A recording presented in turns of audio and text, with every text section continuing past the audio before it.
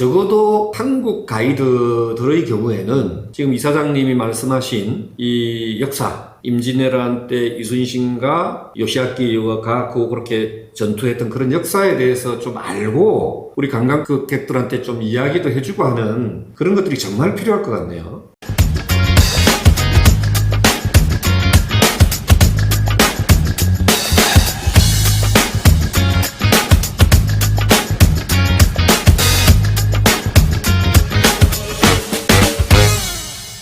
안녕하세요, 이사장님. 안녕하십니까. 예, 잘 지내셨죠? 네, 반갑습니다. 벌써 이제 3월이 한창 무르익어서 꽃 소식이 서서히 전해 오고 있습니다. 이사장님 봄 나들이 계획은 좀 없으십니까? 아직은 바람에 좀 찬 기운이 있어서 조금 더 따뜻해지면은 슬슬 움직일까 합니다. 예, 그때 저도 한번 끼워주십시오. 이사장님 오늘은 어떤 이야기를 좀 하고 싶으냐 하면은 저희들이 동국대학교 문화학술원에서 학생들하고 인솔을 해서 일본 시코쿠 지역을 답사를 2024년 12월에 했거든요. 그때 이사장님도 가셨고 저도 함께 갔는데 시코쿠에 있는 마츠야마 성이라는 성이 너무 잘 지어져 있었고 그때 여러 가지 설명들도 들었는데 그 마츠야마 성주인 가토 요시아키하고 이순신 장군하고 뭔가 사연이 좀 있다는 걸 제가 알고 있는데 우리 시청자들께 어떤 사연이 있는지 좀 자세히 설명해 주시면 좋을 것 같습니다. 가토 요시아키가 그 성을 쌓은 성주이기는 한데 그 성을 쌓기 전에 조선에 왔었습니다. 도요토미 히데요시의 명을 받고 임진왜란 때에 조선에 왔었던 거지요. 그때 약 16만 명의 제1진이 몇 개의 군으로 나누어 가지고 부산에 상륙해서 몇 갈래로 북상을 하면서 이제 한양까지 갔지요. 잘 아시다시피 한성을 점령하는데 불과 20일 걸렸습니다. 도요토미 히데요시가 아주 신이 났죠. 야, 이 기대 이상으로 빠르다. 그냥 무저항으로 걸어가도 그렇게 빨리 가기가 힘든데 불과 20일 만에 조선이 한성을 점령을 했다. 이제는 더 북상해가지고 평양을 거쳐서 명나라 압록강만 건너면은 요동 땅으로 들어갈 것이다. 그렇게 되면은 육군은 이제 주력이 그런 방향으로 쭉 서북 방향 한 10시 방향쯤 되겠죠. 가는데 병참 지원이 따라야 되지 않습니까? 병참 지원은 조선 땅이 워낙 산이 많고 길이 좁아서 자동차니 이런 편의시설이 없던 시대에 소나 말을 끌고 군량을 보급을 한다, 무기를 보급을 한다 하는 것이 굉장히 어렵지 않습니까? 그래서 이거는 수로를 이용해서, 배로를 이용해서 병참 보급을 해야 된다. 그러니까 부산에서 남해안을 거쳐서 저 목포 앞바다를 돌아가지고 서해안으로 해서 북상해서 이제 강화도 쪽으로 와서 한양으로 들어간단 말이죠. 그 과정에 낙동강, 영산강, 섬진강, 금강, 한강 또 북쪽으로 올라가면 대동강, 청천강, 압록강까지 우리나라 강이 잘 발달되어 있지 않습니까? 해로 보급은 아주 천연적으로 잘 되어 있는데 이제 육군이 한성까지를 이제 점령을 했다 이거죠. 그러면 남은 게 뭐겠습니까? 남은 것은 이제 군수 보급이지요.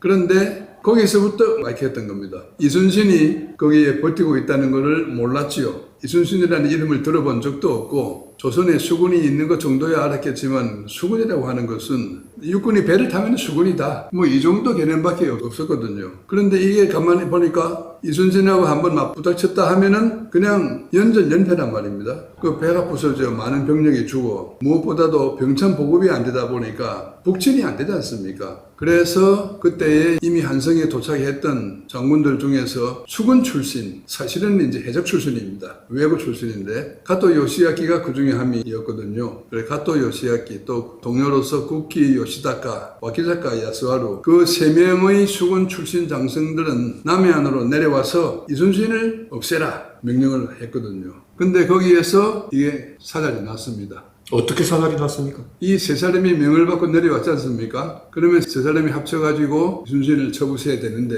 그 중에 와키자카 야스와루가 야 이거 조선 중은 이건 고수압이잖아. 뭐 세식이나 뭐 다 뛸 필요가 뭐 있어. 내 혼자서도 이순신 손볼 수 있어. 혼자서 승리를 독점을 함으로 인해 가지고 점수를 많이 따겠다 이거죠. 도요토미 히데요시로부터 또 상을 받죠. 영지도 더 늘려받고 상을 받을 테니까. 그래가지고 자기가 단독으로 출마해가지고 한산도에서 박살이 났지 않습니까? 와키자카 야스하루와 박살이 나는 바람에 가토 요시아키가 살았다 이겁니다.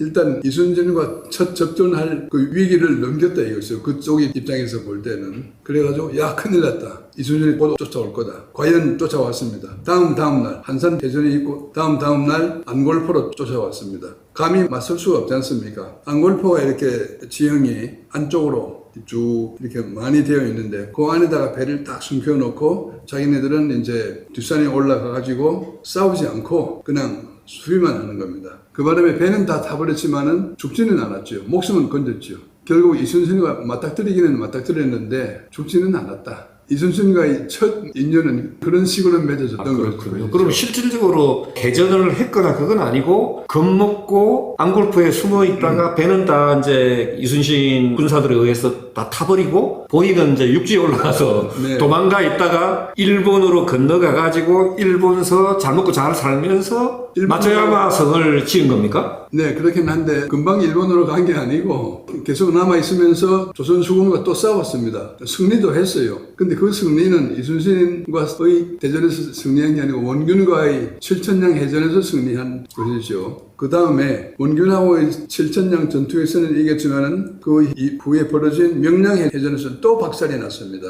결국 조선에 와서 7년 동안에 있으면서 한 번 패전에서 이긴 것 외에는 계속 이제 패전을 했죠. 그러면서 패전에 대한 보복으로 우리 조선 민군을 얼마나 죽였는지는 뭐 셀 수가 없습니다. 그리고 나서 이제 결국 전쟁이 끝나서 돌아가가지고 마츠야마 그 성을 쌓았죠. 성을 쌓는 기술은 좋아가지고 보셨다시피 아주 아름다운 성 자체는 참 아주 미성입니다. 예. 그러면은 명랑해전 때 가토 요시아키도 실제로 해전에 참여를 해서 이순신하고 붙은 거네요. 예, 그런데 최선봉에 서지는 않고 최선봉에는 구르지마 미치 부사라고 하는 그 장군은 자기 형이 율포해전에서 이순신에게 죽었거든요. 네. 예, 형의 원수를 갚는다 해가지고 구르지마 미치 후사가 제일 선봉에 서가지고 명량해전에서 죽는 바람에 그동안에 이제 틈을 봐서 도망을 왔죠. 또 살았습니다. 결국 마츠야마로 돌아와서 그 성을 쌓았던 거죠. 지난번에 저희들이 이제 가서 마츠야마 성을 관람을 할 때 네. 사실은 그 한국하고 일본하고 같이 돼 있는 것들도 있었는데 이 가토 요시아키가 이순신하고 임진왜란에서 붙어서 패배한 흔적 이런 것들은 한 군데도 못 봤거든요. 왜 그렇습니까, 그거는? 그 관광명소에 자기 얼굴에 분칠하고 싶지 똥칠하고 싶은 사람 누가 있겠습니까? 일본 사람들이 그런 거는 다 잘 뺍니다. 다 빼고 오히려 아주 귀여운 아바타를 만들어가지고 요시아키 아바타를 만들어가지고 우리 봤지 않습니까?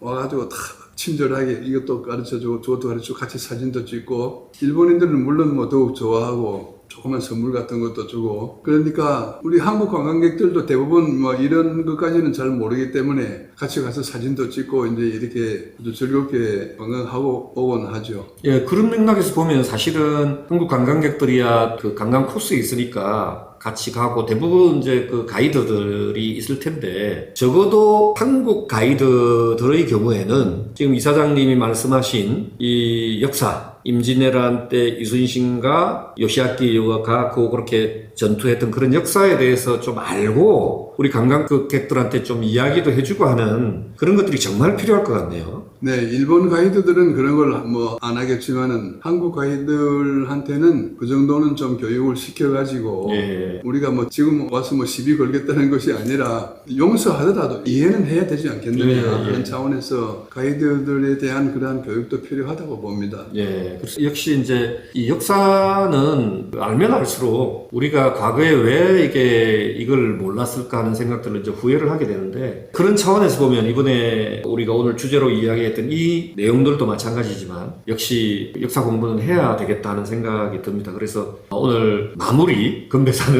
네. 역사를 공부하자로 하겠습니다. 이사님 역시 역사가 중요한 것 같습니다. 역사를 공부하자.